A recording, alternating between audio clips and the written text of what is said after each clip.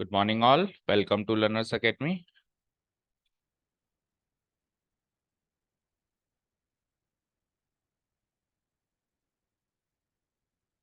So the next topic in the chapter is actually the last topic of the chapter, but हमारे लिए second last है क्योंकि हमने एक टॉपिक छोड़ के आए। ठीक है, हम एक एक्सरसाइज ऑमिट करके आए, तो उस हिसाब से लास्ट सेकंड लास्ट टॉपिक हो गया हमारे लिए। वैसे चैप्टर का ये आखिरी टॉपिक है and the most important one of definite integration section, properties of definite integrals. Definite integrals की चार एक्सरसाइज है हमारे पास, दो हमने कर ली, एक छोड़ रखी है, चौथी है। उन चारों में से सबसे इंपॉर्टेंट है और जो हमने छोड़ रखी है सबसे लेस इंपॉर्टेंट है। जैसे इसके तो कटी गई और आपके आ रही है, तो आपके भी बहुत ही लेस कम चांसेस आएगा कि वहां से क्वेश्चन पुटअप होगा, बट फिर भी अगर आ रही है तो हम एक बार तो करेंगे। ठीक है, क्या पता हो जाए पुटअप आपके। ठीक है, क्लियर। तो पहले तो अपन ये सबसे इंपॉर्टेंट एक्सरसाइज का इंट्रोडक्शन आज करने वाले हैं। So exercise number I can say 7 अब एक एक्सरसाइज कट गई, उस हिसाब से 10 हो गई है, वैसे 11 थी। इसका इंट्रोडक्शन है, इसका हम इंट्रोडक्शन करेंगे और मेरे पास क्या है, नई बुक है ना, तो नई बुक के हिसाब से 7.10 यही है, इसका इंट्रोडक्शन करेंगे। ठीक है, अब देखो, total in all we have 8 properties. How many? 8 properties. But यहाँ पे जो सीक्वेंस है वो P0 से स्टार्ट किया हुआ है। तो ऐसे करते करते ये कहां तक जाएगा, P3, P4, ऐसे करते करते ये P7 तक जाएगा। तो डायरेक्ट अगर आप लास्ट में देखोगे तो you will gate P7, but इसका मतलब ये नहीं कि वो 7 ही है, वो 8 है। तो सर ये क्या तरीका हुआ लिखने का? P1 से P8 क्यों नहीं लिखा उन्होंने? देखो क्या होता है, कई बार जब कोई चीज डेवलप होती है, कोई रिसर्च वर्क चलता है, तो उसमें क्या होता है, कई बार हम भी जैसे कोई काम कर रहे हैं और काम करते करते हमको लगता है यार इधर ये चीज आनी चाहिए थी, उससे कोई चीज लिख दी हमने, उसके बाद हमको पता याद आता है कि यार इससे पहले ये चीज भी आनी चाहिए थी, तो हम एडजस्ट करते हैं उसको कहीं ना कहीं।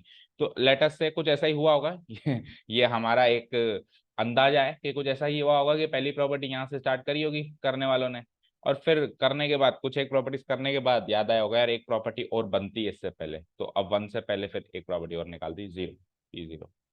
तो कुछ भी रहा होगा, तो वो तब से ही इसी फॉर्म में चल रही है, यही स्टैंडर्ड प्रैक्टिस है कि इनको P0 से ही स्टार्ट किया जाता है। ऐसा इसका मतलब ये नहीं कि हमेशा ही हम हर चीज को P0 से स्टार्ट करेंगे। Particular in this topic the properties का जो सीक्वेंस हो P0 से स्टार्टेड है। जब बड़ी बड़ी जो मोटी मोटी बुक्स है जो पर्टिकुलर डेफिनेट इंटीग्रल्स पर हैं या डेफिनेट इंटीग्रल्स की प्रॉपर्टीज पर हैं, उसमें भी वो प्रॉपर्टी का सीक्वेंस P0 से ही स्टार्ट किया गया है, तो इसलिए एनसीईआरटी ने उसी को कॉपी पेस्ट किया।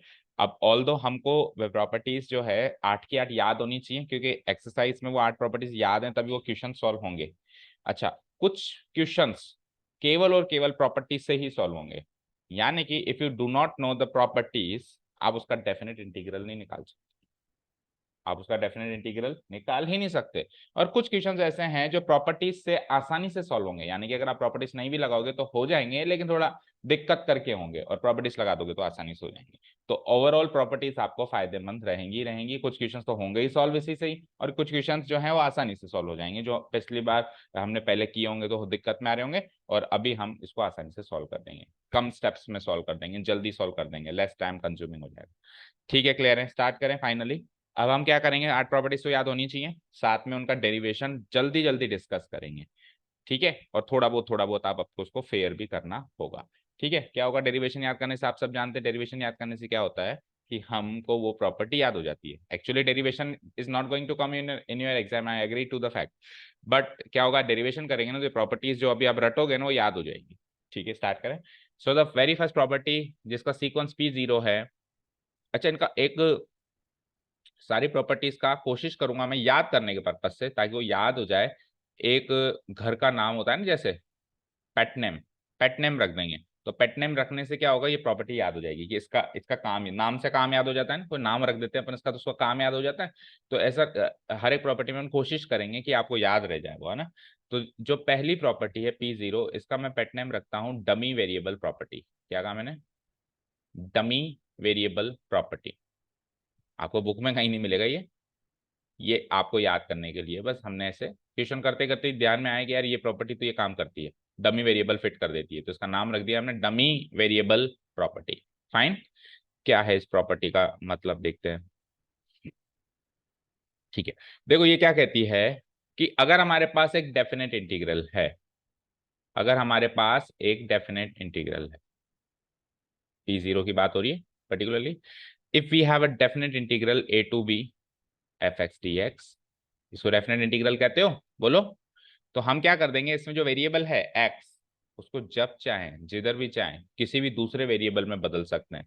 और ऐसा काम हमने शायद पहले अभी एक क्वेश्चंस में भी आपको करके दिखाया था ना, किसी भी दूसरे वेरिएबल में बदल सकते हैं, बट जहां जहां एक्स है वहां वहां वो सब कुछ चेंज हो जाना चाहिए। इसका मतलब डीएक्स भी चेंज हो जाना चाहिए। ऐसा नहीं कि आपने यहाँ तो बदल दिया और यहाँ नहीं बदला, तब ये प्रॉपर्टी काम नहीं करेगी। तो जनरली अपन उसको बदल के टी में रख देते हैं। आप कुछ और भी रख सकते हो, आप इवन इसको वाई भी रख सकते हो, कुछ भी रख सकते हो, ठीक है। सो हम क्या करेंगे, A to B F of Y D Y में इसको चेंज कर देंगे। तो क्या किया हमने, एक्स को वाई बदल दिया, बस एक्स को क्या बदल दिया, वाई।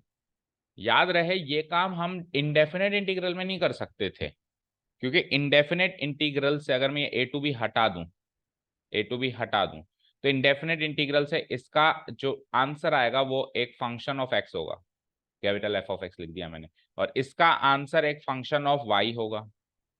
अब फंक्शन ऑफ एक्स और फंक्शन ऑफ वाई बराबर थोड़ी ना होते हैं। मैंने एक जगह लिखा x square plus two x plus one, चाहे से बिल्कुल बिल्कुल सेम शक्ल का ही लिख दिया, लेकिन मैंने लिख दिया y square plus y plus one, तो ये दोनों अलग अलग चीजें हैं ना।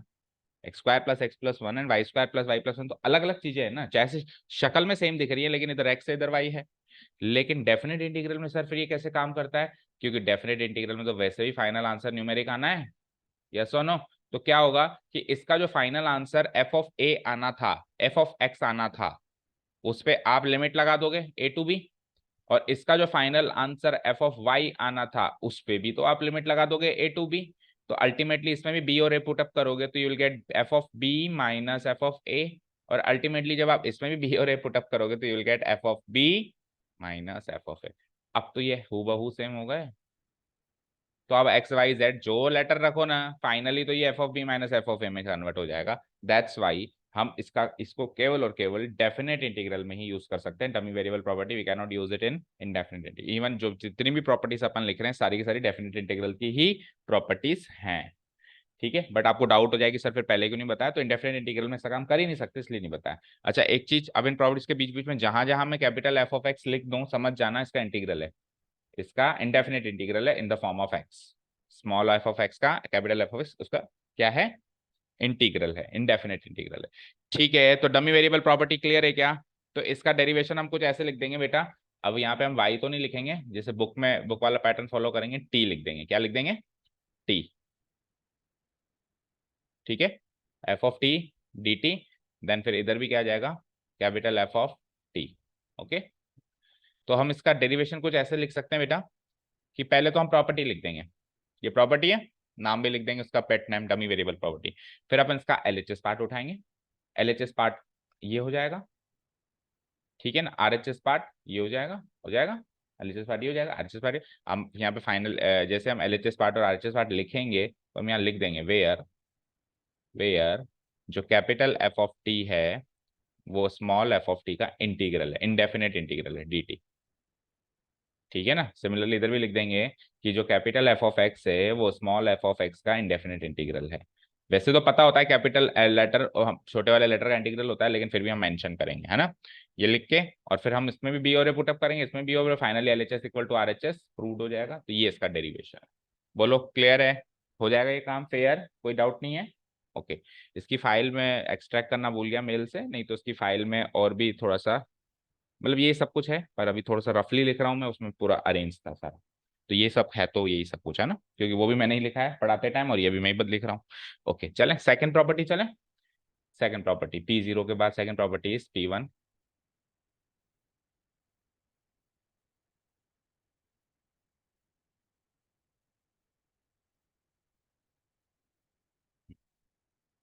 पी वन पे एक बार फोकस करते हैं, प्रॉपर्टी क्या कहती है, देन उसका थोड़ा सा एनालिसिस। देखो पी वन भी हम पहले डिस्कस कर चुके हैं। देखो कुछ प्रॉपर्टीज तो अपन करते करते इंडेफिनेट इंटीग्रेशन नहीं, इसमें डेफिनेट इंटीग्रेशन की दो एक्सरसाइज में डिस्कस कर ही चुके हैं, पर वो एज ए प्रॉपर्टी है वो हमको अब पता चल रहा है, ठीक है। देखो पी वन क्या कहती है कि अगर आपने लिमिट को एक्सचेंज कर दिया, उल्टा कर दिया, ए टू बी से बी टू ए कर दिया, तो कर सकते हो, बस एक माइनस साइन लगा देना, दैट्स इट। इसका बहुत आसान सा प्रूफ है, बड़ा ही आसान सा प्रूफ है। देखो कैसे, मैंने लिखा A to B F x D X लिख दिया, which is our L H S part, which is our L H S part.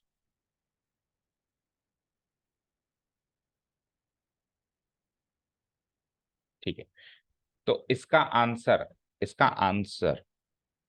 Capital F of X, जिसकी लिमिट ए टू बी होता है नहीं होता है बताओ, जहां पे capital F of X small F of X का इंटीग्रल है, ठीक है ना, होता है ना, इसका आंसर ये होता है।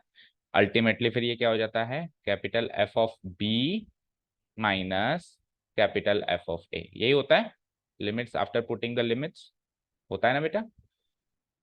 अगर मैं दोनों में से माइनस साइन कॉमन ले लूं तो isn't it like capital F of A minus capital F of b और बाहर माइनस साइन, यस और नो। अगर मैं दोनों में से माइनस साइन कॉमन ले लूं तो ये दोनों वैल्यूज बराबर है या नहीं है, बराबर है सर, माइनस को एज छोड़ दिया मैंने। अब ये जो अंदर वाले जो पार्ट है, isn't it like b to A f of x dx, या फिर चलो और थोड़ा सा पर्टिकुलर चलें तो isn't it like capital F of X की लिमिट फ्रॉम, जैसे ये ए टू बी था तो ये बी टू ए के बराबर होगा, देखो ए पुटअप करूंगा बी पुटअप करूंगा तो ये बनेगा। और फिर जो नीचे वाली चीज है isn't it like minus integration F of x dx, जिसकी लिमिट बी टू ए है, बताओ, and which is finally our RHS. तो मैंने एलएचएस से स्टार्ट किया, मैंने आरएचएस पे खत्म किया, चेक करो आराम से। जहां पे कैपिटल एफ जहां जहां लिखा है मैंने वो स्मॉल एफ ऑफ एक्स का क्या है, इंटीग्रल है, डेफिनेट इंटीग्रल, ठीक है। माइनस साइन कॉमन ले लें तो लिमिट एक्सचेंज हो जाएंगी। जैसे सपोज करो कल को 2 to 3 लिमिट है और अगर मेरे को 3 to 2 लिमिट यूज करना है तो आप यूज कर सकते हो आपकी जरूरत के हिसाब से, बस आप उसको क्या कर दो, जो इंटीग्रल है उसके आगे एक माइनस साइन लगा दो, इंटीग्रल के आगे एग्जैक्ट एक माइनस साइन लगा दो। चले, अब इसी का स्पेसिफिक केस आगे लिखा हुआ है, अगर दोनों ही सेम हो जाए तो आंसर 0 है, ऑब्वियस बात है। इसी का पर्टिकुलर केस है, कोई नई प्रॉपर्टी नहीं है, इसी का particular case, you can see थोड़ा बहुत दिख रहा है कि अगर ए टू ए से ए हम किसी भी डेफिनेट इंटीग्रल को सॉल्व कर रहे हैं तो ये क्या होगा, capital F of A minus capital F of A नहीं होगा क्या, तो सेम सेम शक्ल तो 0 आंसर आएगा। तो ये तो कोई एक तरीके से प्रॉपर्टी नहीं हुई, तो कॉमन सेंस हुआ है ना, और ऐसी प्रॉपर्टी कहीं यूज होगी भी नहीं है, तो एक पर्टिकुलरली एक ख्याल आया होगा लिखते लिखते लिखने वाले को कि यार ऐसा भी होता है, तो उसने छाप दिया, ठीक है ना। बाकी तो कॉमन सेंस है, आप वैसे भी कर देते, शायद कर देते। चलें नेक्स्ट प्रॉपर्टी पे चलें बेटा, कोई डाउट नहीं है यहाँ तक, ओके। Next property P2। अब कुछ एक प्रॉपर्टीज को मैं ज्योमेट्रिकली भी समझाऊंगा, अभी तो मैंने अर्थमेटिक अल्जेब्रिकली समझाया, बाकी दो प्रॉपर्टीज को, कुछ एक प्रॉपर्टीज को नीचे अपन ज्योमेट्रिकली भी सीखेंगे। P2 देखो, P2 क्या है कि अगर P2 भी एक अच्छी प्रॉपर्टी है, अगर मेरे को एक डेफिनेट इंटीग्रल गिवन है from a to b, from a to b given है, और मैं को ए से लेके बी जाने में थोड़ा जोर आ रहा है अब ऐसा जोर क्यों आता है पता है, ऐसा जोर इसलिए आता है, फॉर एग्जाम्पल मुझे जाना है -3 से +5। अब -3 से +5 में क्या होगा कि 0 से इधर वाली क्वांटिटी भी शामिल हो गई, 0 से इधर वाली क्वांटिटी भी शामिल हो गई। और कई बार ऐसे फंक्शंस होते हैं हमारे पास जो 0 से इधर तो अलग तरीके से रिएक्ट करते हैं और 0 से इधर अलग तरीके से, या 0 क्या किसी भी पॉइंट से इधर और इधर अलग रिएक्ट करती है, तो 0 तो एक एग्जांपल हो गया ना। कई बार 1 से इधर उधर अलग अलग रिएक्ट करते हैं, कई बार 2 से इधर उधर अलग रिएक्ट करते हैं, जैसे कि मॉडुलस एक्स फंक्शन ही ले लो, है ना, 0 से इधर तो पॉजिटिव एक्स रहता है, 0 से इधर नेगेटिव एक्स रहता है, तो ऐसे फंक्शन होते हैं ना, होते नहीं होते हैं, होते हैं, जिसकी दो दो डेफिनेशन होती है। तो हमको यहाँ से लेके यहाँ तक अलग देखना पड़ेगा और यहाँ से लेके यहाँ तक अलग देखना पड़ेगा। तो हम क्या करेंगे, -3 से 5 है ना, तो -3 से 0 ले लेंगे पहले, और फिर 0 से 5 ले लेंगे, -3 से 0, 0 से 5, ठीक है। दो किस्तों में काम करेंगे, दो किस्तों में, जैसे बहुत ज्यादा काम हो रहा है तो हम क्या करेंगे, पहले आधा काम कर लेंगे, आधा काम में जितना भी पार्ट का काम अपने को करना है और बाकी का काम हम बाद में करेंगे, ठीक है। अब इसका पहले तो अलजेब्रिक प्रूफ देखो, पहले तो प्रॉपर्टी देखो, सबसे पहले तो इस प्रॉपर्टी का नाम हम रख सकते हैं, अच्छा पिछली प्रॉपर्टी कितनी प्रॉपर्टी कर ली हमने, दो, इससे पहले क्या किया था हमने, एक्सचेंजिंग द लिमिट्स, उसका डमी पैट नेम क्या रखेंगे इससे पहले वाली का, एक्सचेंजिंग द लिमिट्स। तो एक्सचेंजिंग द लिमिट्स प्रॉपर्टी क्या करती है, माइनस साइन बाहर निकाल के दे देती है। इसका पैट नेम हम रखेंगे breaking the limits, breaking the limits. हम क्या कर रहे हैं, ब्रेक कर रहे हैं ए टू बी के जो पूरे अंतर ड्यूरेशन को अपन ब्रेक कर रहे हैं, A to C, C to B, ठीक है। तो क्या कर रहा है देखो, ए से लेके बी था, ए से लेके सी गया पहले, एंड देन सी से लेके बी गया, फंक्शन आज भी सेम है। अब पहले तो इसका अलजेब्रिक प्रूफ देखो कि क्या ये चीज सर बराबर है, ये वाली चीज इस चीज के इक्वल भी है या नहीं है, ऐसे ब्रेक कर रहे हो। तो इसका अलजेब्रिक प्रूफ देख लें हम। तो टेल मी, मैंने सपोज करो आरएचएस उठा लिया, तो क्या इसका answer capital F of x, capital F of X की लिमिट ए टू सी होगा? बोलो, कैपिटल एफ ऑफ एक्स की लिमिट ए टू सी होगा? होगा। प्लस इसका answer capital F of X की लिमिट सी टू बी होगा? होगा नहीं होगा? होगा। होगा ना? वेयर, मेंशन जरूर करना ये चीज आप, चाहे से आपको पता है। Where capital F of x जो है small F of x D x का इनडेफिनेट इंटीग्रल है, एफ एक्स डी एक्स का। ठीक है ना? तभी मैं यहाँ पे कैपिटल, ये कैपिटल लिखना है, ये देख रहे थे आप दृष्टि? ठीक है, चलो now we will put the limits. तो F of C minus F of A, right? फिर आ जाओ यहाँ पे, क्या करेंगे? ये तो एक पार्ट, प्लस दूसरा पार्ट इधर करना, जरा क्या करेंगे इधर? F of B, capital F of B minus capital F of C, यही करेंगे। इनको आपस में जब मैं सॉल्व करूंगा, so you will be shock to know कि ये तो कट जाएगा। क्या बचेगा? F of B minus F of A, capital F of B minus capital F of A बचा, which is nothing but capital F of X की limit A to B, and which is nothing but integral fx dx की limit a to b. So we had started from RHS side and we have finished it at the LHS side. So this is the algebraic proof. ये तो limit रख रखा के algebraic proof है। अब फटाफट से इसका एक ज्योमेट्रिक प्रूफ देखो, कुछ एक प्रॉपर्टीज में अपन ज्योमेट्रिक प्रूफ भी देखेंगे, है ना?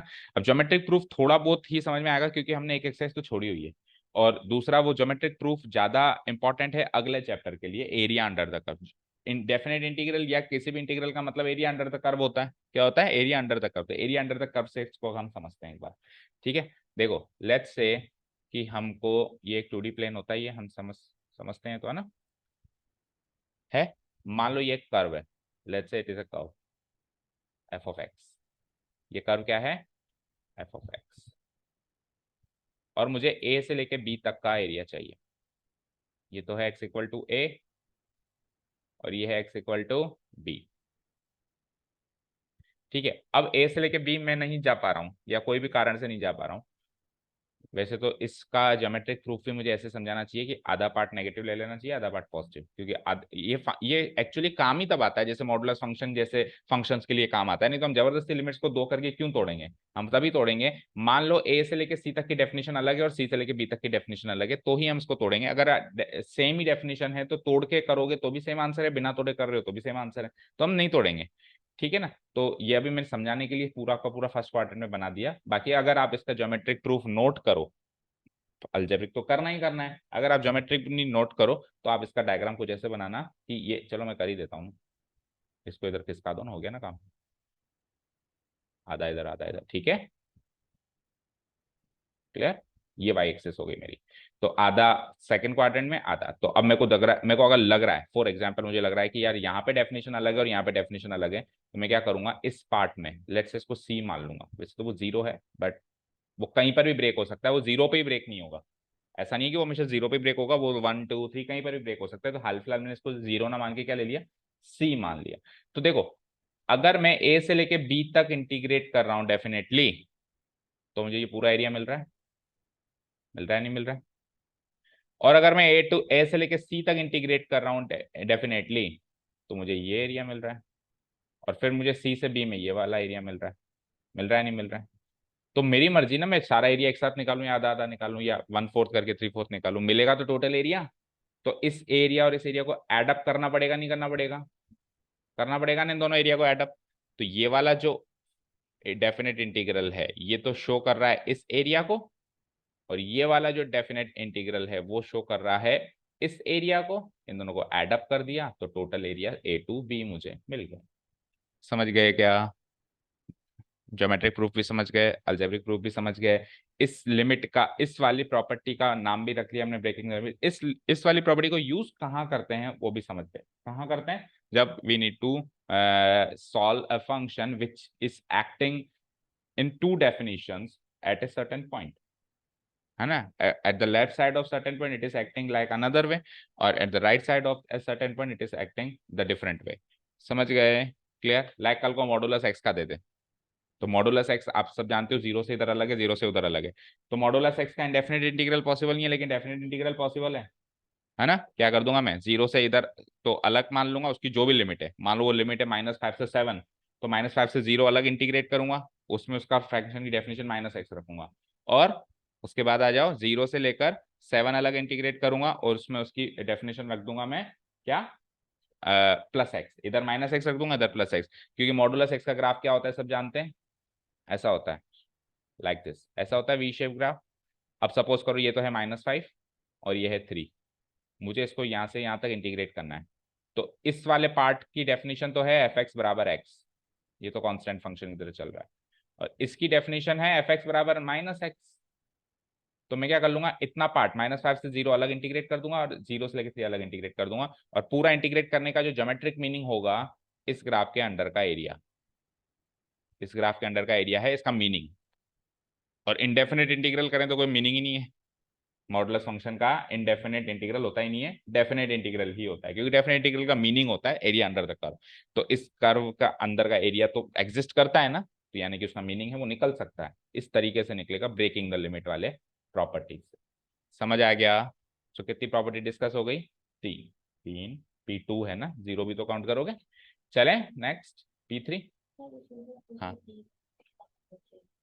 क्या? हाँ, तो वो आपको एनालाइज करना है कि फंक्शन दो तरीके से कहाँ पे ब्रेक, मतलब रिएक्ट करेगा, कुछ पॉइंट पे वो अलग अलग रिएक्ट करेगा, वो आपको पकड़ना पड़ेगा। वो क्यों देगा? वो नहीं देगा, है ना। जैसे मान लो मॉडुलस एक्स है तो 0 पे ब्रेक हो रहा है, कल को मॉडुलस x-1 है, कल को क्या है, मॉडुलस x-1, तो 1 पे ब्रेक होगा। कल को x+2 है तो वो -2 पे ब्रेक होगा। कल को अगर 3x-1 है तो वो 1/3 पे ब्रेक होगा। आप 3x-1 को 0 रख के देखो, फिर 1/3 तक अलग, 1/3 से बाकी अलग, वो आपको पकड़ना है। और ये तो केवल मॉडुलस था, कुछ और फंक्शंस जैसे स्पेसिफिक फंक्शन में कंटिन्यूटी वाले एक्सरसाइज में अपन ने किया था कि एक ही फंक्शन की 3 डेफिनेशन दे रखी है, ऐसा कोई फंक्शन आ जाए जिसकी 3 डेफिनेशन दे रखी है, तो आप उसकी इधर से इधर इतना है, इधर से इधर इतना है, इधर से इधर इतना है, उस पॉइंट को पकड़ के आपको 2 क्या 3 बार में भी ब्रेक कर सकते हो आप इसको, A to C, C to D and D to B, ऐसे भी ब्रेक कर सकते हो। ठीक है, क्लियर है? आगे सर? ठीक है, जाओ फिर, आपका तो छुट्टी है शायद, है ना, आ जाओ तो। P3 दैट मीन्स ये एक्चुअली अपनी चौथी प्रॉपर्टी है, सीक्वेंस में ओनली ये तीसरी है ना। अब यहां से थोड़ी सी एडवांस प्रॉपर्टीज है, आ जाओ। P3 क्या कहती है, ध्यान से सुनो, पहले तो प्रॉपर्टी पढ़ लेते हैं अपन।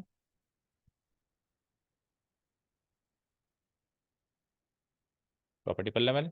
देखो ये क्या कहती है कि आपको A to B f(x) चाहिए ना, तो आप क्या करो, A+B-x की A to B integral, definite integral निकालो, दोनों बराबर होंगे। तो पहले तो आपको ये सोचना है कि ऐसा करे क्यों, ऐसा करे क्यों। ऐसा इसलिए किया जाता है, कई बार हमको ऐसा एक डेफिनेट इंटीग्रल गिवन होता है जो इस फॉर्म में सॉल्वेबल नहीं है, लेकिन A+B-x रखने से वो सॉल्वेबल फॉर्म में आ जाता है, मतलब वही इजीली इंटीग्रेबल फॉर्म में कन्वर्ट करने वाला तरीका हो गया। फंक्शन बदल गया ना, इधर f(x) है, लिमिट नहीं बदली, लिमिट आज भी A to B है, आज भी A to B है, न्यूमेरिक वैल्यू तो वही है, लेकिन इधर जो है फंक्शन अलग है, इधर फंक्शन अलग है। ठीक है, ऐसा अक्सर ट्रिग्नोमेट्रिक फंक्शंस में होगा। मान लो यहाँ पे 0 to π है, तो π-x से वो सॉल्व हो रहा होगा, x से तो नहीं सॉल्व हो रहा होगा, π-x से सॉल्व हो रहा होगा, या 2π-x से सॉल्व हो रहा होगा। तो ऐसा ट्रिग्नोमेट्रिक फंक्शन में कई बार करने की जरूरत पड़ती है, तो इसलिए ये प्रॉपर्टी हम यूज करते हैं। सिग्निफिकेंस समझ में आया? अब दूसरी चीज, अपने आप को यकीन दिलाना कि ये दोनों पार्ट्स इक्वल भी हैं या नहीं है ना, यानी प्रूफ। तो पहले अगेन अल्जेब्रिक प्रूफ, और then we will go to the geometric proof if needed. अब देखो अल्जेब्रिक प्रूफ की बात करते हैं अपन, ध्यान से देखना। तो लेट्स से मैं ये आरएचएस पार्ट उठा लेता हूँ। क्या है RHS part? Integral A to B f of A plus B minus x D X, यही है बेटा। ठीक है, अगर इसका integral capital F of X मान लिया जाए, ठीक है, तो it will be something like capital F of A plus B minus x की limit A to B, yes सुनो, ये सुनो, वेयर, वेयर आप लिख ही दोगे, आपको पता है क्या लिखना है ना, where capital F of A plus B minus x is the integral of small F of A plus B minus x D x, है ना, इंडेफिनिट इंटीग्रल है वो उसका, ये लिखना ही पड़ेगा हर एक प्रॉपर्टी में। ठीक है, यहाँ तक क्लियर है। अब आप इसमें बी और ए लिमिट पुट अप करोगे, सो लेट्स, इसके बाद यहाँ आ जाओ, लेट्स पुट द वैल्यूज या लिमिट्स, तो करना जरा, f of A plus B minus x की जगह बी, ए प्लस बी तो न्यूमेरिक है ना, इसकी जगह b minus capital F of A plus b x की जगह ए, ठीक है, सॉल्व करना जरा, तो बी माइनस बी गया, ए माइनस ए गए, क्या बचा, capital F of A minus capital F of b, यही बचा, ये तो गलत बच रहा है, एक मिनट रुको, गलत क्यों बचा, जबकि बचना चाहिए capital F of B minus capital F of, ये बचना चाहिए ना।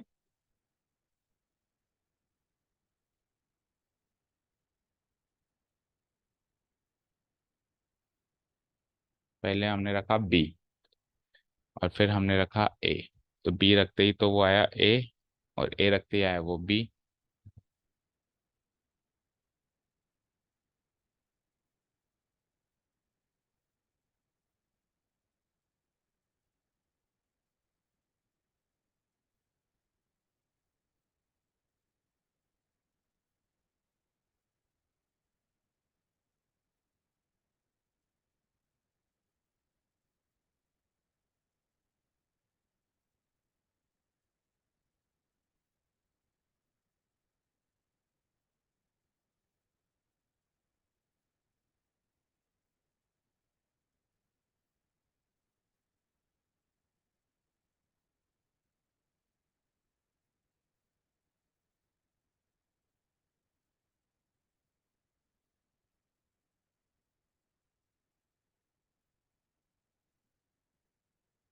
हम्म,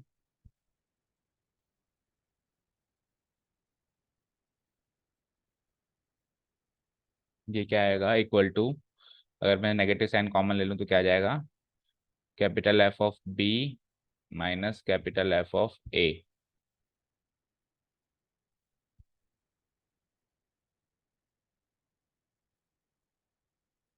इसमें ए ऊपर आ रहा है बी नीचे आ रहा है।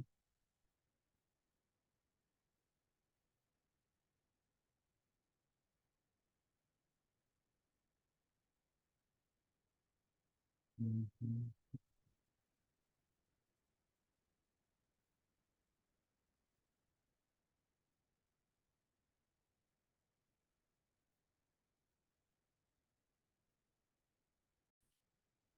देखो बेटा, गलती हम ये कर रहे हैं कि आप चलो लिमिट्स तो आप जोड़ रहे हो, but look at the variable part, जो वेरिएबल पार्ट यहाँ पे पॉजिटिव है वो यहाँ पे नेगेटिव है या नहीं है, तभी तो ये नेगेटिविटी क्रिएट हुई यहाँ पे। तो हम ऐसे ही नहीं उठा के फंक्शन को हम ऐसे कैसे चेंज कर सकते हैं कि एक्स को हमने ये कर दिया, हम फंक्शन को डेफिनेट इंटीग्रल में सब्सटीट्यूट करते हैं, ऐसे थोड़ा चेंज कर देते हैं, तो हमने थोड़ा कैजुअली कर लिया, है ना, इसको सब्सटीट्यूट करके प्रॉपर तरीके से करो, तो अभी हम कह रहे हैं कि सर ये माइनस साइन क्यों निकल के आया, वो तब समझ में आएगा जब हम इसको पर्टिकुलरली सब्सटीट्यूट करेंगे, तो थोड़ा सा इसको पर्टिकुलर तरीके से करें। सो हम एक काम करते हैं, चलो एक बार पूरा डिलीट कर देता हूँ, ये हमारे पास प्रॉपर्टी है, राइट, ठीक है। अब मैंने आरएचएस पार्ट उठा लिया, उठा लिया, आरएचएस पार्ट क्या है बोलो, अलजेब्रिक प्रूफ बता रहा हूँ, A to B F of A plus B minus X, आपको ये तो पता चल गया नेगेटिव साइन क्यों निकल गया, क्योंकि इसमें और इसमें फर्क ये है कि इसमें ये एक्स है और ये माइनस एक्स है, इसलिए वो नेगेटिव साइन निकल गया है। अब वो अपन, वो तो हमको अंदर से पता चल गया कि हाँ इसलिए निकला होगा, पर अब कैसे निकलेगा वो अपन सब्स्टिट्यूशन से करेंगे। इसको सॉल्व करने के लिए मैं क्या कर रहा हूँ, a plus B minus x को एक तीसरा वेरिएबल t ले लेता हूँ, जैसे अपन लेते थे बाकियों में। Let a plus B minus X be t। अब इसका जब अपन differentiating both sides with respect to x करेंगे तो क्या होगा, देखना ध्यान से। इसका डेरिवेटिव माइनस dx होगा और इसका डेरिवेटिव dt होगा, जिसको मैं क्या लिख सकता हूँ, dx equal to minus dt लिख सकता हूँ। चलो, we are dealing with definite integral, so we will also substitute the limits. तो लिमिट्स क्या क्या हैं बोलो। व्हेन x बराबर a, व्हेन x बराबर b, these are the two limits. तो जब x बराबर a है और कोई आया तो t कितना है वो चेक करना है, और जब x बराबर b है तो t कितना है वो चेक करना है, यही तो करना है। तो यहाँ पे x की जगह a, इमेजिन करो ये x की जगह a रखा, तो a माइनस a क्या आ गया b, तो t की वैल्यू क्या आ गई b। और इमेजिन करो यहाँ पे b रखा तो क्या आ गया a। तो देखो उल्टा हो गया, जो लिमिट कल तक a टू b थी, आज की तारीख में वो b टू a है, और तो और dx क्या, नेगेटिव साइन भी निकल गया। अब आप उधर चलिए, सो इट इज लाइक, पहले माइनस साइन बाहर निकाल दूं क्योंकि माइनस dt है, और a टू b क्या हो जाएगा, b टू a, और फाइनली a plus B minus x को तो मैं t लिख सकता हूं, f ऑफ t, और dx की वैल्यू माइनस dt लिखी थी, माइनस बाहर है ही सही dt। यहां तक कोई डाउट। अब आप p0 का इस्तेमाल करो, डमी वेरिएबल प्रॉपर्टी, वापस t को x बना दो। अगर हम यूजिंग p0, हम एक प्रॉपर्टी के डेरिवेशन में दूसरी प्रॉपर्टी तो यूज कर ही सकते हैं, सो मैं p0 का फिर से इस्तेमाल कर रहा हूं। तो माइनस b टू a, और t जहां जहां t है वहां पे लिख दिया मैंने x। डन।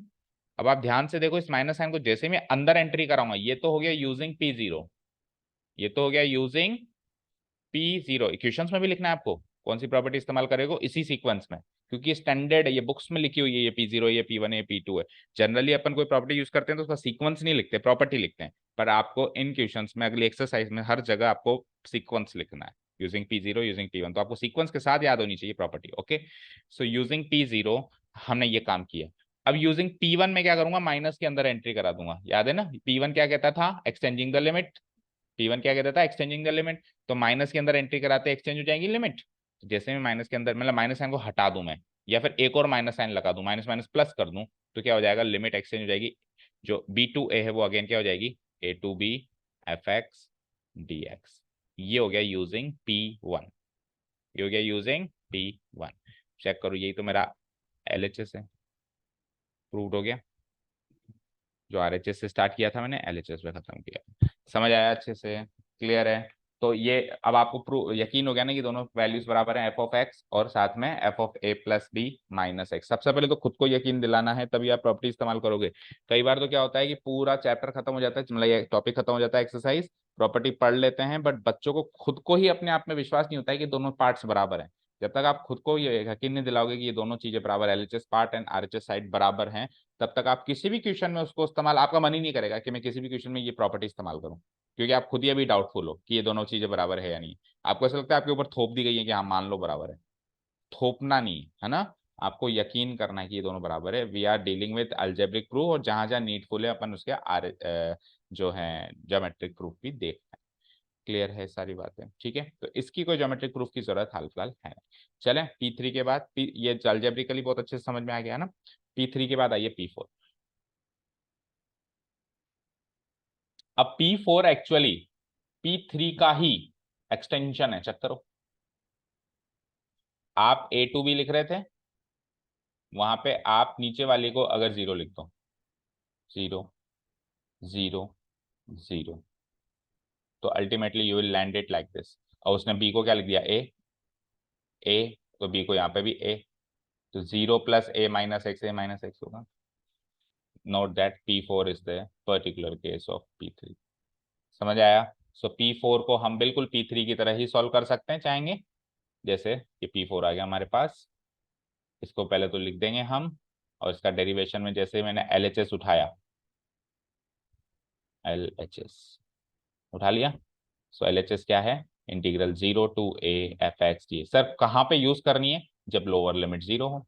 हिंट है बहुत बड़ा, जब लोअर लिमिट 0 हो तब आप इस प्रॉपर्टी को इस्तेमाल कर सकते हैं। अच्छा एक और चीज, P3 इतना काम नहीं आएगी, ये मोस्टली यूज प्रॉपर्टी है। कई बार होता है कि मेन प्रॉपर्टी तो काम नहीं आ रही, और उसका पर्टिकुलर केस काम आ रहा है। जैसे सेक्शन फॉर्मूला होता था 10th क्लास में, सेक्शन फॉर्मूला तक काम नहीं आता था, उसका मिड पॉइंट केस हमेशा काम आता था। तो सेम टू सेम यही है, ये मोस्टली यूज है, इससे ऊपर वाली जो मेन प्रॉपर्टी है वो रेयरली यूज्ड है। तो ये ज्यादा यूज होने लगी ना, इसलिए इसका सीक्वेंस ही बदल दिया, तू अलग ही बन, प्रॉपर्टी अलग बन, तू P4। ठीक है, इसको यू प्रूफ अपन P3 की मदद से कर सकते हैं। कैसे? अभी अभी हमने क्या कहा था, lower limit plus upper limit minus x में कन्वर्ट कर देते हैं अपन इसको। 0 to a, आज भी 0 to a ही रहेगा, उसमें देखो लिमिट नहीं बदली थी अपन, a to b ही रहा था, है ना। बस केवल अपन ने फंक्शन बदला था। फंक्शन में अपन ने क्या किया था, lower limit plus upper limit minus X. तो lower limit 0 plus upper limit a minus X dx using P3 लिखना है पर्टिकुलरली, है ना, using what, P3। Okay, so it is nothing but 0 to a fx, oh a minus x dx। ठीक है, तो जो अगर नीचे 0 आ जाए तो बस ऊपर में से x को हटा दो। जैसे मान लो 0 to पाई, तो pi minus x, 0 to 2 pi, 2 pi minus x. Clear?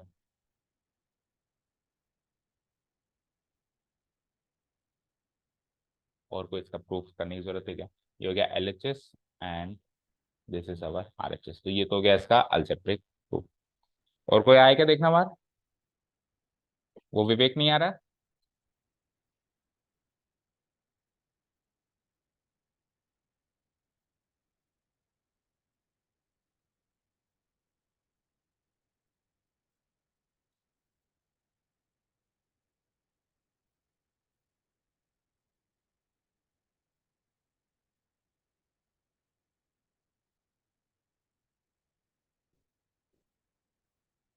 ठीक है, P4 हो गया। P5 क्या है हमारे पास, 0 to 2 है। चलो P4 तक पढ़े आज, फिर बाकी के अब कितनी प्रॉपर्टीज बचती हैं, 3 ही बचती है वैसे तो।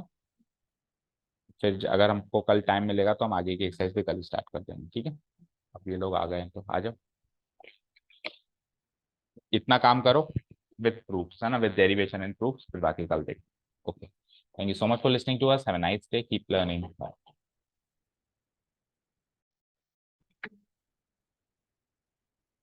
Good morning all, welcome to learners academy. चलिए have a look at the remaining properties. कल हमने कौन सी करी थी लास्ट प्रॉपर्टी?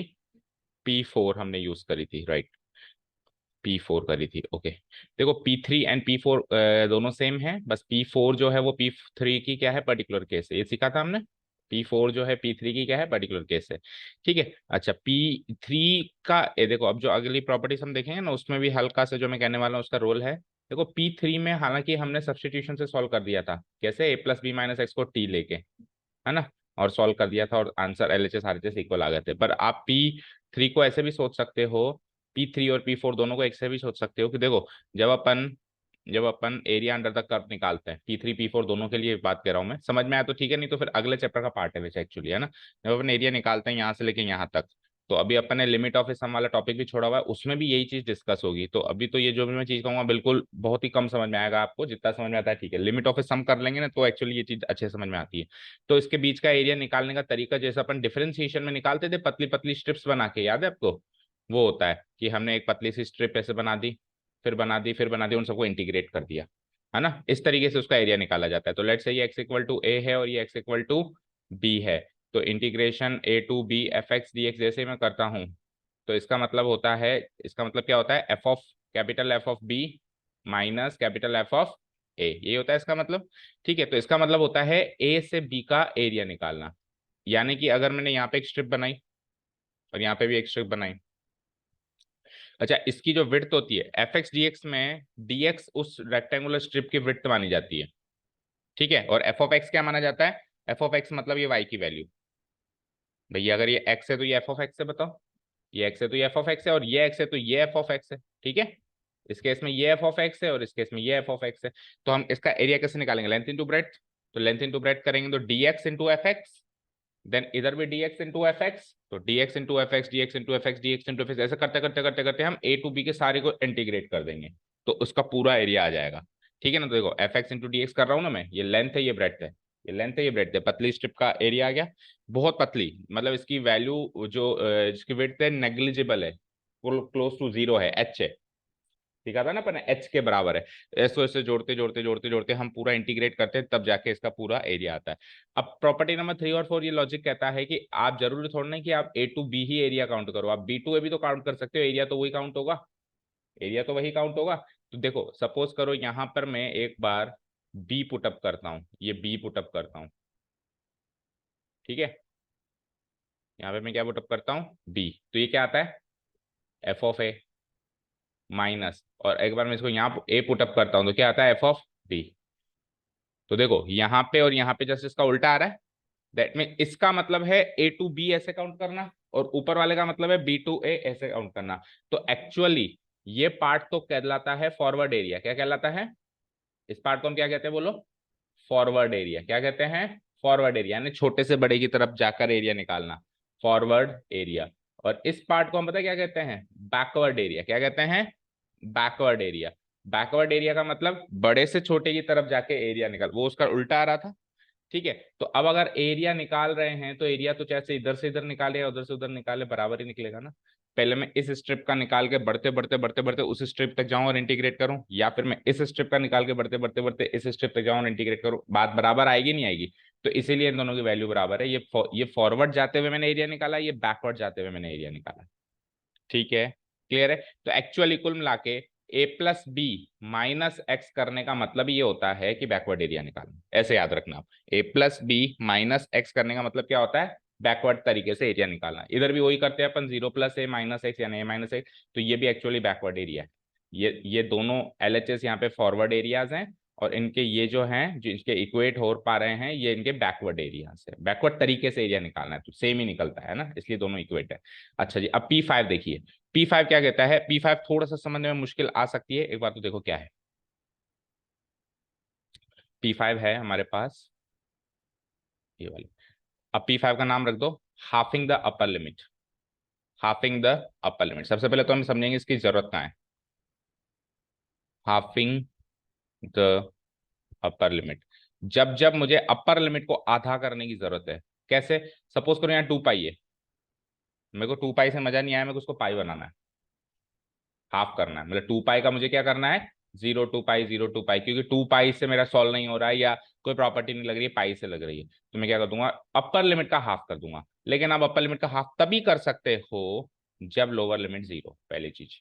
ऐसे नहीं कर सकते कि मान लो यहाँ पे मान लो ए होता, तो A to 2A का आप अब A to A थोड़ा ना कर दोगे। या फिर सपोज करो न्यूमेरिक वैल्यू लेते हैं, मान लो यहाँ पे 10 से लेके 40 होता, तो अब आप 40 का हाफ नहीं कर सकते। या 0 से लेके 40 होता तो ही 40 का हाफ 20 कर सकते हो, ठीक है। पहली चीज तो कब कर सकते हैं, नाम भी रख दिया आपने हाफिंग द अपर लिमिट। अब इसका प्रूफ देखें कि ये LHS part actually RHS part के इक्वल क्यों और कैसे है, देखें। तो देखो LHS पार्ट क्या है, tell me. Integration 0 to 2A f(x) dx है ना, ठीक है। मुझे एक चीज बताओ, आपको कहां से कहां जाना है, 0 से लेके 2A, 0 से लेके 2A। लेट्स से ये मेरे पास एक कर्व है, ठीक है, ये तो है 0 और ये है 2A, ये क्या है 2A। अब मैं अगर इसके बीचों बीच एक इसका हाफ कर दूं अपर लिमिट को ए पे, ठीक है। तो अब मैं इसको ब्रेक करूं तो 0 से लेके A और A से लेके 2A में ब्रेक होगा। ये प्रॉपर्टी अपन पहले भी इस्तेमाल कर चुके हैं कि बीच में ब्रेक कर देते हैं, तो ब्रेक करो जरा। तो 0 से लेके A f(x) dx, दूसरा A से लेके 2A f(x) dx, फाइन। अब आप इससे ऊपर वाली प्रॉपर्टी अगर इस्तेमाल करें, देखो 0 से लेके A और A से लेके 2A। अब इधर आप देखो ध्यान से, ये x की वैल्यू है ना, ये भी x की वैल्यू है। अब मैं क्या करूंगा, दोनों ही केसेस में मैं बैकवर्ड एरिया की इक्वेट कर दूंगा, इसको भी और इसको भी। तो देखना ध्यान से, इसको तो जब मैं बैकवर्ड एरिया की इक्वेट करता हूं ना तो कोई चेंजेस ही नहीं आता। क्यों, 0 से लेके A f(x) dx ही रहेगा ये। क्यों, क्योंकि आप x-0 करोगे तो x-0 तो x ही होगा, x-0 तो x ही होगा। लेकिन इस केस में आप 2A माइनस एक्स करोगे, इस केस में तो आप x-0 करोगे, इस केस में आप क्या करोगे 2A माइनस एक्स करोगे। तो ये वाला fx जो है वो किस में कन्वर्ट हो जाएगा 2A minus X dx। And one more thing, ये 0 से लेके a और a से लेके 2a तो बराबर है ना। तो अगर मैंने यहाँ पे एक a to 2a ही लिख दिया तो फिर आपने हाफ कहाँ किया, आपने प्रॉपर्टी कैसे इस्तेमाल करी। तो इसलिए ये दोनों, क्योंकि ये दोनों बराबर हैं, तो इधर भी 0 to a लिख दिया और इधर भी 0 to a लिख दिया, और ये आपका आरएचएस पार्ट बन गया। चेक करो,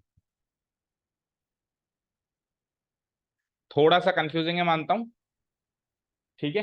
अच्छा, इसमें गलती क्या करनी है, करते हैं बच्चे कि ये a का 2a ही लिख देते हैं।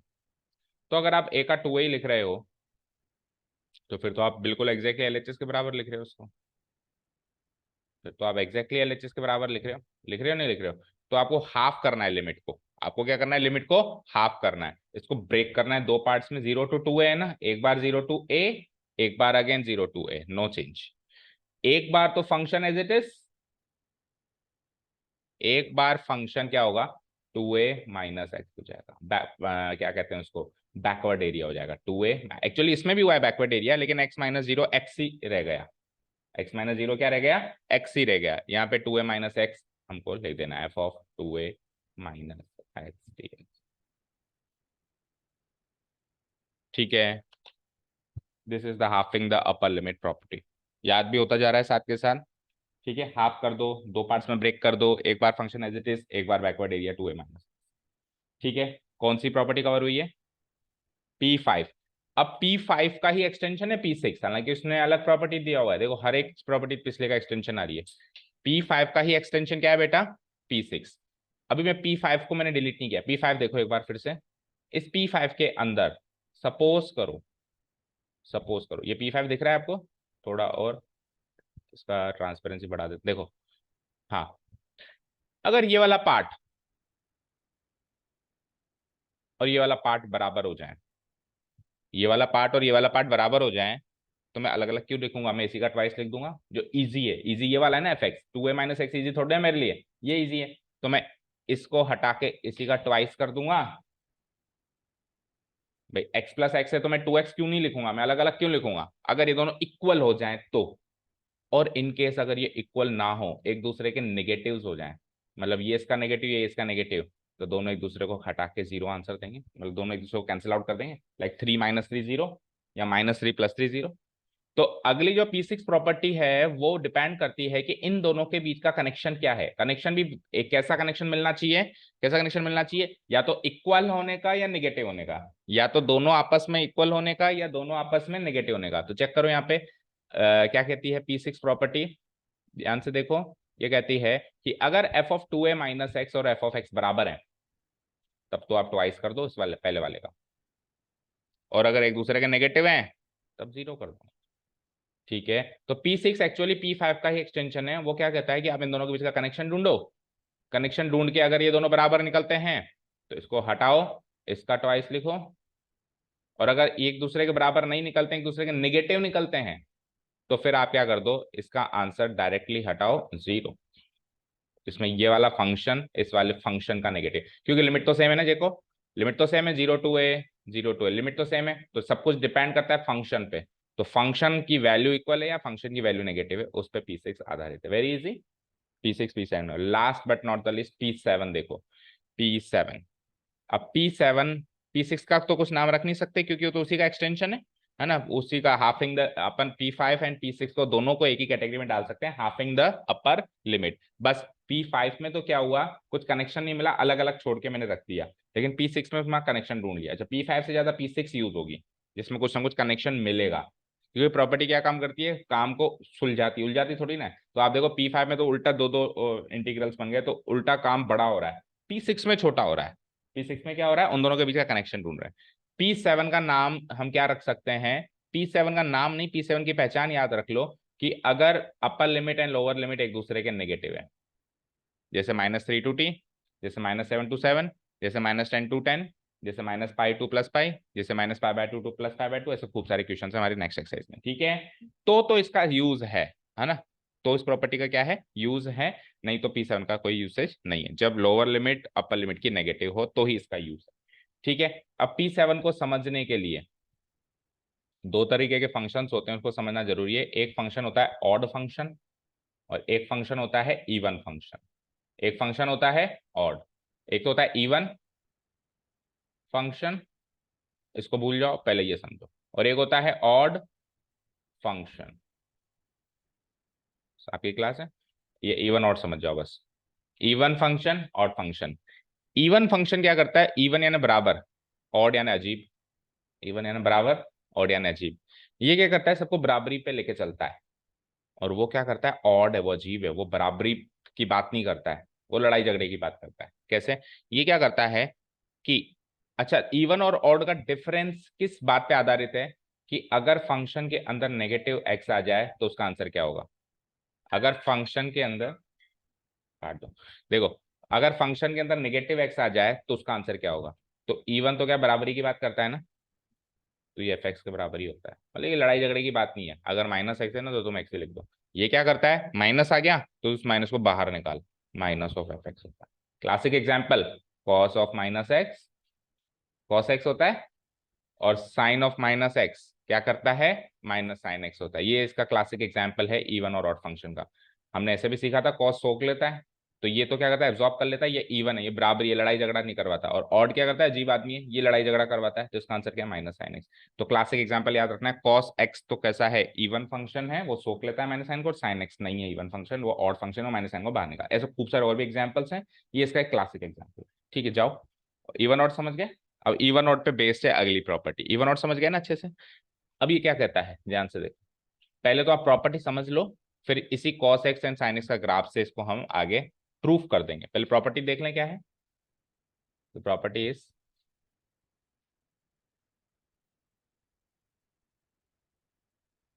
कि आपके पास अगर लोअर लिमिट अपर लिमिट एक दूसरे की नेगेटिव है, तो सबसे पहला काम तो आप इसको माइनस ए टू ए को जीरो टू ए बना दो। क्या बना दो, जीरो टू ए। या फिर ऐसे देख सकते हो, चलो आप थोड़ा सा और डिटेल में बताएं। हमारे पास फंक्शन क्या था, एलएचएस क्या था, minus A to a, minus A to A, F x D x, ये था। तो जैसे ब्रेक करते थे, माइनस ए से ए डायरेक्ट नहीं जा पा रहा हूं मैं, बीच में जीरो भी आता है, और अक्सर ऐसा होता है कि जीरो से इधर कुछ अलग ट्रीट हो रहा है फंक्शन, जीरो से इधर कुछ अलग, तो मैं जीरो पे ब्रेक कर दूं फंक्शन को, ब्रेकिंग द लिमिट वाली प्रॉपर्टी से। तो एक तो बनेगा, बताओ क्या, एक तो क्या बनेगा, माइनस ए से जीरो, और दूसरा क्या बनेगा बोलो, जीरो से लेकर ए, एफ एक्स डी एक्स और एफ एक्स डी एक्स। बनेगा नहीं बनेगा, बनेगा नहीं बनेगा, बनेगा ना। अब देखो, क्योंकि इधर फंक्शन नेगेटिव है और इधर फंक्शन पॉजिटिव है, इधर फंक्शन क्या है, नेगेटिव है, और इधर फंक्शन क्या है, पॉजिटिव है। तो ये वाला जो फंक्शन है, इन दोनों को अगर मैं कंपेयर करूं, इन दोनों को अगर मैं कंपेयर करूं, इस फंक्शन को और इस फंक्शन को, तो ये दोनों एक दूसरे के नेगेटिव फंक्शन है, क्योंकि ये पॉजिटिव है तो ये नेगेटिव, और ये नेगेटिव है तो ये पॉजिटिव है। तो दोनों एक दूसरे के नेगेटिव फंक्शंस हैं अगर, तो एक तरीके से ये फंक्शंस इस टाइप के हैं कि अगर ये तो है एफ ऑफ माइनस एक्स और ये है एफ ऑफ एक्स, समझ गए। ये तो एक तरीके से नेगेटिव है और ये एक तरीके से पॉजिटिव है। अब अभी अभी हमने क्या देखा, कि अगर नेगेटिव वाला फंक्शन इसको सोख ले, एफ एक्स ही बना दे, अगर नेगेटिव वाला फंक्शन इसको सोख ले, हाँ, मतलब यहाँ से दो केस है, एक तो क्या हो कि नेगेटिव वाला फंक्शन सोख ले, सोख ले मतलब इवन फंक्शन है, और एक वो एक दूसरा केस क्या है कि वो माइनस साइन को बाहर निकाल दे, दो ही केस होते हैं। और ये तो सेम है, जैसे ये तो पॉजिटिव है वैसे भी। तो अब जब आप इसको जोड़ोगे तो देखना ध्यान से, अगर फंक्शन इवन था, इवन मतलब अगर वो साइन को सोख लेता था, तो एफ एक्स और एफ एक्स क्या हो जाएगा, इसको भूल के ट्वाइस ऑफ ये लिख सकता हूं मैं। लेकिन अगर वो एक दूसरे का नेगेटिव है, ये वाला केस है, तो F of x F of minus x क्या आंसर आ जाएगा, जीरो आ जाएगा। यानी कि इवन फंक्शन के केस में ट्वाइस हो जाएगा, ऑड फंक्शन के केस में नेगेटिव साइन बाहर निकल के आ जाता है, उसमें वो जीरो हो जाएगा। ठीक है, क्लियर है, ये समझ में आया। अब इसका अपन एक बार वही ग्राफ देख लेंगे, वो देख लेंगे cos x and sign x के ग्राफ से इस चीज को प्रूव कर लेंगे। हो सकता है कि अभी मैं अल्जेब्रिकली ये चीज थोड़ी सी कम समझ में आई हो, ये ग्राफिकली और अच्छे से समझ में आ जाएगी। मैं कोस और साइन का एक बार पढ़ लूँ मैं इस प्रॉपर्टी को। देखो क्या कहता है ये, कि माइनस ए टू ए था, माइनस ए टू ए था ना, तो आप नेगेटिव साइड की तो बात ही मत करो, आप तो पॉजिटिव साइड की बात करो, जीरो टू ए की बात करो, माइनस ए से जीरो की बात ही मत करो। अब माइनस ए से जीरो में जो फंक्शन नेगेटिव हुआ है ना, वो नेगेटिव फंक्शन का आंसर भी अगर पॉजिटिव फंक्शन है, यानी इवन है फंक्शन, तो आप क्या कर दो, जो पॉजिटिव साइड है उसी का दुगना कर दो, दैट्स इट। ठीक है, दोनों बराबर है, नेगेटिव वाला एंड पॉजिटिव वाला बराबर है, तो आप पॉजिटिव वाले का दुगना करो, नेगेटिव में क्यों फंसते हो? कि कब, जब F is an even function. Even function जैसे एग्जाम्पल, क्लासिक एग्जाम्पल क्या था, cos x। cos x में क्या होगा, दुगना होगा। ठीक है, इसका आंसर जीरो होगा, इसका आंसर क्या होगा, जीरो होगा, जब एफ ऑफ माइनस एक्स क्या होगा, माइनस ऑफ एफ एक्स होगा, मतलब माइनस एन बाहर आ जाएगा, बाहर आ जाएगा तो पॉजिटिव नेगेटिव कट जाएंगे, है ना, प्लस माइनस जीरो हो जाएगा, तो F is an odd function में ये जीरो आंसर आएगा, क्लासिक एग्जाम्पल साइन एक्स। ठीक है, प्रॉपर्टी पढ़ तो ली आपने, पढ़ ली। अब इसका एक बार फटाफट से प्रूफ देख लेते हैं, पर्टिकुलर इसका। तो देखो अभी अभी मैंने क्या कहा था, इवन फंक्शन ऑड फंक्शन, तो इवन फंक्शन का क्लासिक एग्जांपल क्या होता है, cos x। ऑड फंक्शन का क्लासिक एग्जांपल क्या होता है, क्या होता है, sin x। तो लेट्स से ये तो था even, cos x, f x equal to cos x के बारे में बात करते हैं, और इधर f x equal to sine x के बारे में बात करते हैं। और भी फंक्शन है दुनिया में, अनगिनत, इनफाइनाइट, इस टाइप के इवन ऑड, बट ये सबसे छोटे या सबसे बेसिक हैं जिससे चीजें समझ में आ सकती हैं। ये तो हो गया मेरा एक 2D प्लेन, ये भी हो गया मेरा एक 2D प्लेन। बात की जा रही है माइनस ए से ए, बात की जा रही है माइनस ए से ए। तो हाल फिलहाल माइनस ए से ए की जगह में कॉस और साइन की बात कर रहे हैं, तो कॉस और साइन में हम ए को पाई बाय टू ले लेते हैं, तो minus pi by two two plus pi by to बात कर लेते हैं दोनों जगह पे, minus pi by two two plus pi by to, है ना। तो ये तो हो गया जीरो, ये हो गया लेट्स से हमारा माइनस पाई बाय टू, और ये हो गया हमारा उतनी दूरी पे प्लस पाई बाय टू। इधर भी ये तो हो गया जीरो, ये हो गया हमारा माइनस पाई बाय टू, ये हो गया हमारा plus pi by two, no doubts. अब cos x का ग्राफ तो पता है ना भाई, cos x का ग्राफ कुछ ऐसा होता है कि वो जीरो पे वन देता है वैल्यू, एंड देन फिर वापस गिर जाता है, पाई by to and minus pi by to पे जीरो देता है। ये cos x का ग्राफ होता है। साइन x का ग्राफ क्या होता है, ये क्या करता है, नहीं गलत बना रहा हूँ, ये इस पे जीरो देता है, ये इस पे वन देता है, like this, like this, and ये इस पे माइनस वन देता है, लाइक दिस। ऐसा होता है कि इसका ग्राफ बोलो, okay। ठीक है, तो इसमें तो आपको इनडायरेक्टली ये पार्ट का एरिया चाहिए, area under the curve, minus pi by two to pi by two. इसमें आपको एरिया अंडर द कर्व की बात करें तो ये पार्ट का एरिया चाहिए, ये पार्ट प्लस ये पार्ट का एरिया। ठीक है, समझ आया, कोई डाउट नहीं। चलो अब पहले cos x को पकड़ते हैं। देखो zero minus pi by to से पाई बाय टू चाहिए, चाहिए। पहले तो हम ये देखते हैं कि ये फंक्शन इवन है भी या नहीं, फिर बात करेंगे इंटीग्रेशन का। तो है या नहीं है ध्यान से देखना। अगर मैंने सपोज करो, एग्जाम्पल के तौर पे कह रहा हूं, मान लो फॉर एग्जाम्पल ये वन है, तो उतनी दूरी पे ये माइनस वन है, जितनी दूरी पे इधर वन है उतनी दूरी पे माइनस वन है। तो इस वन पे फंक्शन की वैल्यू क्या निकल रही है, ये निकल रही है, ये निकल रही है, इस पॉइंट पे जो भी आंसर है। और माइनस वन पे फंक्शन की वैल्यू क्या निकल रही है, चेक करो, वही तो निकल रही है, वही तो निकल रही है, तो बराबर ऊंचाई ले रहा है। तो एफ ऑफ वन करें या एफ ऑफ माइनस वन करें, सेम आंसर है, यानी एफ ऑफ वन और एफ ऑफ माइनस वन बराबर है। जैसे अगर ये वन है ये माइनस वन है, तो एफ ऑफ वन पे जो आंसर आ रहा है वो का वही answer f of minus one पे आ रहा है। तो ये इवन फंक्शन है, पहली चीज तो ये क्लियर हो गई कि F of x F of minus x के बराबर है ना। अब ये ऑड फंक्शन कैसे है, पहले उस बात पे बात कर लेते हैं। मान लो अब की बार यहाँ पे ये वन है और ये माइनस वन है, तो जो आंसर वन पे आ रहा है वो का वही आंसर नेगेटिव पार्ट में आ रहा है, मतलब जितना ये ऊंचा है उतना ही ये नीचे है। तो अगर इधर यहाँ पे मान लो ये टू होता तो ये माइनस टू होता, तो एफ ऑफ वन अगर टू आ रहा है तो F of minus one minus two आ रहा है। तो मैं कह सकता हूँ कि एफ ऑफ वन और एफ ऑफ माइनस वन एक दूसरे के नेगेटिव आ रहे हैं, एफ ऑफ वन और एफ ऑफ माइनस वन एक दूसरे के, एफ ऑफ वन और एफ ऑफ माइनस वन एक दूसरे के नेगेटिव आ रहे हैं, यानी negative of F of one F of minus one के बराबर है, वहां पे दोनों बराबर आ रहे हैं। तो पहली चीज तो ये यकीन हुआ कि ये ऑड और इवन का फंडा। चलो जी अब सुनिए, ये चीज क्लियर हुई, तो अब एरिया की बात करते हैं। भाई आपको ये वाला एरिया चाहिए था, टोटल चाहिए था, तो अब आप ध्यान से देखो ये दोनों सिमेट्रिक है या नहीं है। सिमेट्रिक मतलब जो एरिया इधर है वही एरिया इधर है या नहीं है, बराबर बराबर है ना। तो मैं क्यों नेगेटिव साइड में फंसूंगा, मैं केवल और केवल केवल और केवल इस पार्ट का एरिया निकाल के दुगना कर दूंगा ना। और इस पार्ट में फंक्शन एफ एक्स है। उस पार्ट में फंक्शन क्या था, एफ ऑफ माइनस एक्स था। इस पार्ट में फंक्शन क्या था, एफ ऑफ माइनस एक्स था। इस पार्ट में फंक्शन एफ एक्स था। तो मैं एफ एक्स वाले पार्ट का एरिया दुगना कर दूंगा 0 से लेके पाई बाय 2 लिमिट लेकर। समझ गए? तो यानी कि इसका यहाँ पे आंसर लिखने वाला हूं मैं फाइनली कि integration minus pi by 2 to pi by 2, short में minus pi by 2 to pi by 2 तो समझाने के लिए था, minus A to A F x D X करना है। तो मैं क्या कर सकता हूँ, 0 से लेके ए, 0 से लेके पाई बाय 2 यानी 0 से लेके ए, हाँ 2, ट्वाइस ऑफ 0 से लेके A F x D x कर दूंगा।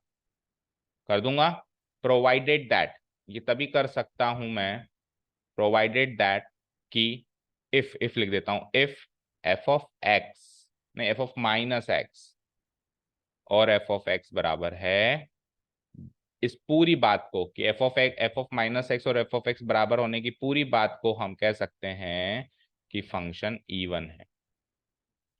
या तो सिंपली लिख दो एक फंक्शन इवन है, या फिर ऐसे लिख दो कि F of minus x F of x के बराबर है। तो हम क्या कर देंगे, पॉजिटिव साइड का दुगना कर देंगे। अब इधर आ जाए, देखो हमको चाहिए था ये area under the curve odd function के लिए, वो कैसे निकालना है वो सोचना है अपने को। तो इसका एरिया अगर मैं ड्रॉ करूं तो ये एक एरिया, अभी थोड़ा सिमेट्रिकल नहीं ड्रॉ पाया, लेकिन आपको पता तो है कि ये सिमेट्रिक होगा अगर आप परफेक्ट ग्राफ बनाएं तो साइन एक्स का। ठीक है, अभी मैंने फ्री हैंड से बनाया था, ज्यादा अच्छा से नहीं बन पाया। अब आप देखो ये एरिया और ये एरिया है तो बराबर, है ना, लेकिन ये लाइन से ऊपर है, ये लाइन से नीचे है। तो जितना ये ऊपर है उतना ये नीचे है। तो अगर इसका आंसर 100 स्क्वायर यूनिट आ रहा है तो इसका आंसर -100 स्क्वायर यूनिट आएगा नहीं आएगा? आएगा। तो ये दोनों एक दूसरे से जीरो हो जाएंगे। अब कुछ होनहार बच्चे यहाँ पे निकल के आएंगे, विरोध करते हुए आएंगे, सर ये तो पॉजिटिव है लेकिन ये नेगेटिव है, ऐसे कैसे कह सकते हो, एरिया तो नेगेटिव होता ही नहीं है। मैं मानता हूं एरिया नेगेटिव नहीं होता, लेकिन इस क्वेश्चन में आपको एरिया निकालना है क्या? नहीं निकालना। जब एरिया निकालना होगा एक्चुअली, नेक्स्ट चैप्टर में जब एक्चुअली एरिया निकालना होगा, तब मैं लाइन से नीचे वाले एरिया का मॉड्यूलस ले लूंगा। आएगा तो वहां पे भी नेगेटिव, -100 -200 -500, लेकिन क्योंकि वो नेगेटिव नहीं हो सकता, मैं उसका क्या ले लूंगा, मॉड्यूलस ले लूंगा। अभी हम एरिया थोड़ा निकाल रहे हैं, एरिया से समझ रहे हैं बस। अभी तो हम एक डेफिनेट इंटीग्रल की वैल्यू निकाल रहे हैं, वो वैल्यू तो नेगेटिव आ सकती है ना, बिकॉज वो एरिया नहीं है। वो हम ज्योमेट्रिक प्रेजेंटेशन की बात ही नहीं कर रहे, हम तो केवल अलजेब्रिक प्रेजेंटेशन की बात कर रहे हैं। अलजेब्रिक प्रेजेंटेशन में तो वो एक वैल्यू है, and value can be positive as well as negative. तो अभी अपन समझने के लिए इसका सहारा ले रहे हैं, तो इस समय तो हम मानेंगे कि ये वैल्यू नेगेटिव आ सकती है। जब एक्चुअली इसको कह देंगे कि साहब ये तो एरिया था अगले चैप्टर में, तब अपन लाइन से ऊपर वाले का कुछ नहीं करेंगे, लेकिन लाइन से नीचे वाले का एरिया जब जब भी बनेगा उस वैल्यू का मॉडुलस ले लेंगे, केवल और केवल लाइन से नीचे वाले वैल्यू का, पूरे का नहीं, नीचे नीचे वाले का। तो ये अगले चैप्टर का भी, मतलब ये मान के चलो ये जो लास्ट एक्सरसाइज और ये आखिरी की एक दो एक्सरसाइज है ना, अगले चैप्टर का इंट्रोडक्शन ही कवर कर लेती है। अगले चैप्टर में आप जितना अपन ने सीखा है ना, अगले चैप्टर में सीधे आप एक्सरसाइज स्टार्ट कर सकते हो। एप्लीकेशन ऑफ इंटीग्रल्स करीब करीब सब कवर कर लिया हमने, एरिया अंडर द कर्व का ये इस लास्ट एक्सरसाइज में, ये जो हमने इंट्रोडक्शन दिया है या फिर इसका प्रूफ किया है इसके प्रॉपर्टीज के। क्लियर है? तो अब इसका आंसर लिख दूं मैं, तो ये एरिया और ये एरिया बराबर है, तो मैं नेगेटिव में क्यों फंसूंगा, मैं पॉजिटिव में चला जाऊंगा। तो मैं क्या कर दूंगा, इसका आंसर 0 वैसे ही लिख दूंगा, और या फिर अगर अलग अलग करें तो क्या हो जाएगा, integration integration -a to a f x D x की वैल्यू हो जाती है 0 to a, 0 to a, नहीं, -a to 0 और 0 to a, ऐसे तोड़ा था मैंने। ठीक है, अब ये वाला और ये वाला एक दूसरे का नेगेटिव वैल्यू देते हैं, तो ये दोनों एक दूसरे से कैंसिल आउट होके आंसर 0 दे देंगे। ठीक है, इफ, ये काम कब होगा, if if F of minus x minus of F x के बराबर हो, या शॉर्ट में कहें तो फंक्शन ऑड हो। जब वो काट दे एक दूसरे को तब वो ऑड है, जब वो काटे नहीं, बराबरी की बात करें, इवन का मतलब क्या होता है, इक्वल, इवन इक्वल। ठीक है ना, तो वो इक्वालिटी की बात करें तो फिर ट्वाइस कर दो। क्लियर है? ठीक है, so these were all the properties. देखना कोई 11th का खड़ा है क्या बात, फटाफट से देखो, नहीं तो हम क्वेश्चन स्टार्ट कर देते हैं।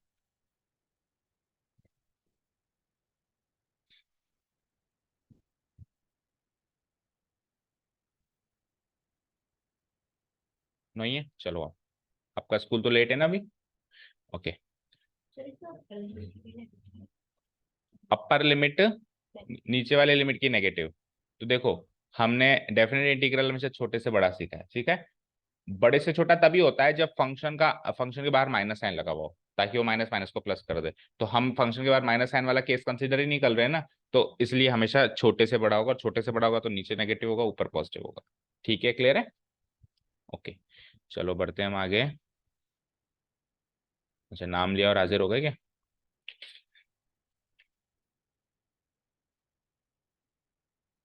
आइए।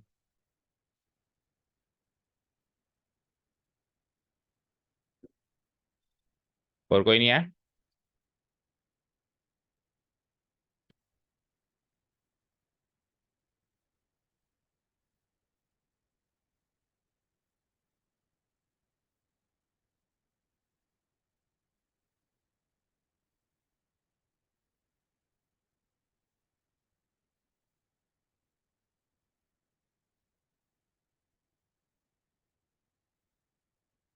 देखो, ये P5 का थोड़ा सा हमको ज्योमेट्रिक रिप्रेजेंट क्वेश्चन कल ही करेंगे, है ना। तो P5 का geometric representation forward area backward area से थोड़ा सा कब समझ में आया था ना, तो उसका अलजेब्रिक प्रूफ और ज्यादा आसान है। इतना तो हमने कर दिया था, 0 to 2 halving the upper limit वाला केस है ना, वही थोड़ा सा कंफ्यूजिंग लगा होगा अब तक आपको, बाकी तो करीब करीब शायद समझ में आया होगा ना। हाफिंग द अपर लिमिट वाला जो प्रॉपर्टी है P5, उसमें हमने इतना तो कर दिया था कि 0 to A और A to 2A तोड़ दिया था, ये तो कर दिया था हमने।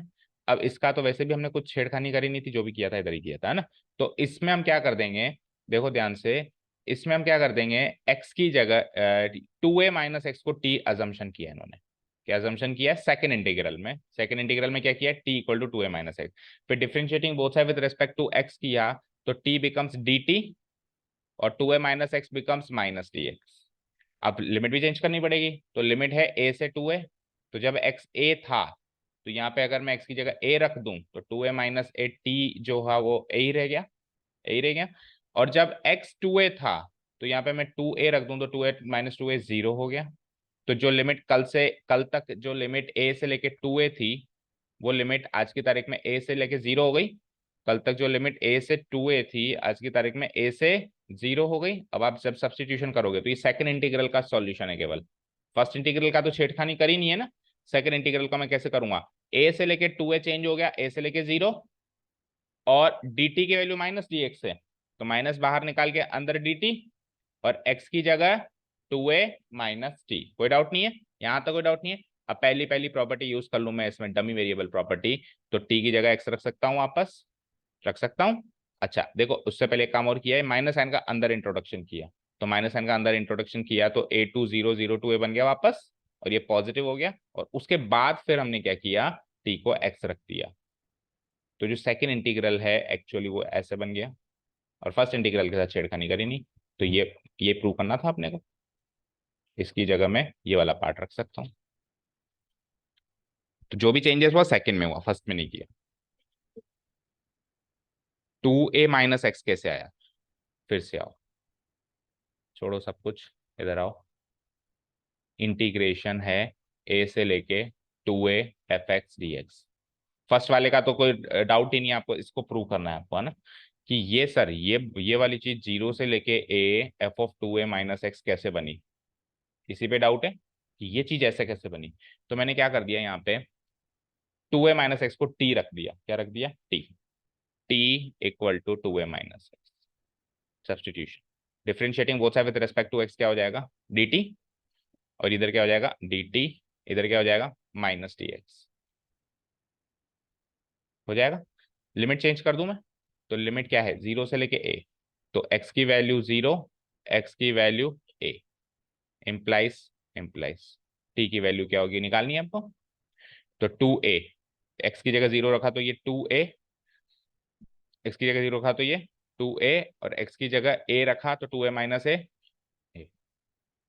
0 रखा, सॉरी ये गलत लिखा है ना हमने, a से लेके 2a है ना, मतलब अपने को तो इधर सब्स्टिट्यूट करना है ना, ये तो प्रूव करना है फाइनली। ये चीज तो फाइनली क्या करनी है अपने को? प्रूव करनी है। हमारे पास क्वेश्चन तो ये है ना, इसको ये प्रूव करना है ना। तो इसमें तो x की लोअर लिमिट a है और अपर लिमिट 2a है ना। लिमिट गलत रख रहे हैं हम। जो क्वेश्चन है उसमें लोअर लिमिट क्या है? ए और यहाँ पे क्या है 2a। तो अब रखना x की वैल्यू a, तो 2a माइनस है, ये भी a रह गया, ये भी क्या रह गया a। और अब रखना 2a, तो 2a माइनस 2a ये 0 हो गया, डन। अब ये चीज कैसे चेंज हुई देखना ध्यान से, इंटीग्रेशन, क्योंकि माइनस dx था तो माइनस बाहर रख दिया, f था तो f रख दिया, x था तो x की जगह तो क्या रखना पड़ेगा,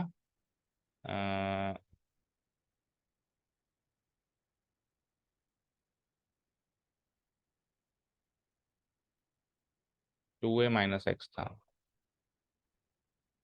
अच्छा लिमिट कैसे चेंज हुई बताओ, जीरो से लेकर ए, जीरो से लेकर ए, यहां तक तो क्लियर है। अब अंदर क्या था हमारे पास,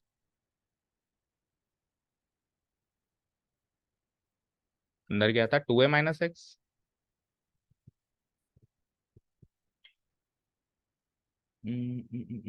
देखो एक एक थोड़ी सी गलती हमने सब्स्टिट्यूशन में शुरू में ये कर दी।